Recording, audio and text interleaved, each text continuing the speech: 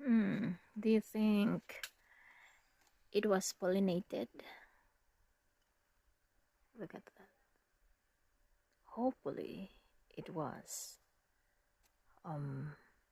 Yeah. And the other plant has also fruit in it. Um, let's see if this is also a the same variety. And I'm almost 100% sure that this is pollinated because there were open flowers, male flowers here this morning. So um, hopefully this one will going to be its first fruit. If it is not, it's okay. There's still um, one there.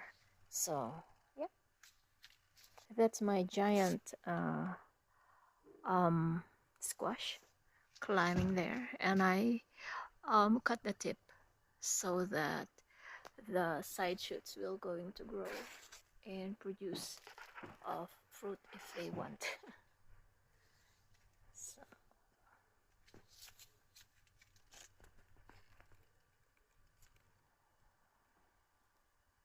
look how big it is now.